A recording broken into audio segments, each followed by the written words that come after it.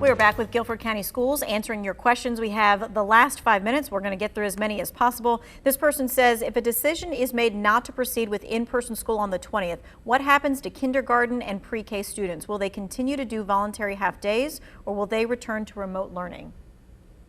So just like the first couple of weeks have been voluntary, we anticipate that the voluntary program would continue if for some reason we weren't able to continue with the rest of the gradual reentry plan because it is voluntary.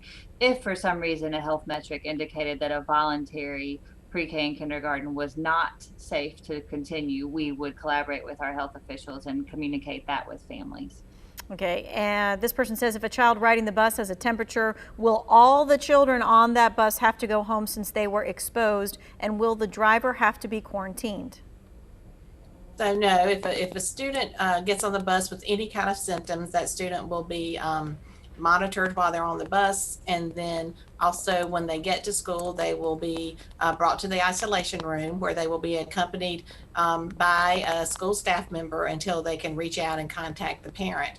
And then if it's determined at some point that the child's fever was due to a positive COVID test, then public health would reach out to the other students on the bus. But we know that children run fevers for lots of different reasons every day, and so a fever doesn't necessarily mean that other students on the bus have been exposed to COVID-19. And you guys are working hand in hand with the health department so that they'll know who had direct contact with that child.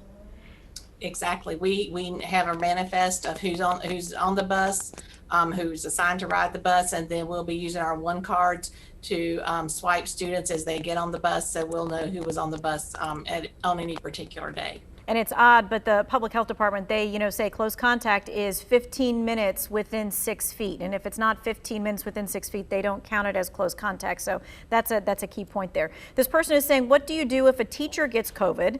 And then part two, and then we have a sub shortage to cover the classroom. So just like with a student case, if a teacher tests positive, we collaborate with public health. We can follow the same contact tracing protocols based on where the teacher teaches in the building, what other rooms the teacher may have been in, and then follow the appropriate contacts through the health department based on that information. Teachers get sick every year, even when there's not a pandemic, and we have substitutes who are ready and able to deliver instruction both face-to-face or remotely if they need to. And so we're prepared regardless of the impact on teacher illness. Okay, this person is saying, when will GCS make the call of when we have enough criteria to return to school or not?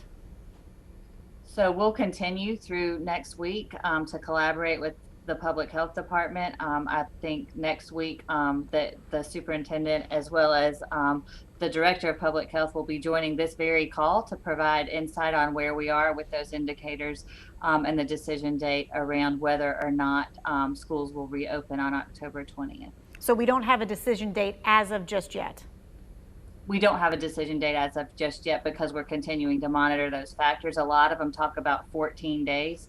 The 14 business days leading up to the 20th don't end until October 16th, but there's daily collaboration that's happening between now and then, in addition to a Board of Education meeting next Tuesday night, all of which are events at which these indicators will be discussed and shared. Mm-hmm. They're asking if schools are equipped with special filters in their heating or air conditioning equipment. So again, our heating and air conditioning equipment varies by building. Some are older than others. Some are individual to a classroom. Some cover the whole building. So we are looking at each individual system and using the highest quality or highest density filter. I don't want to say quality because they're all good quality, but the highest density filter that we can for that particular system. Mm-hmm. Okay, we are continuing to answer your questions even online.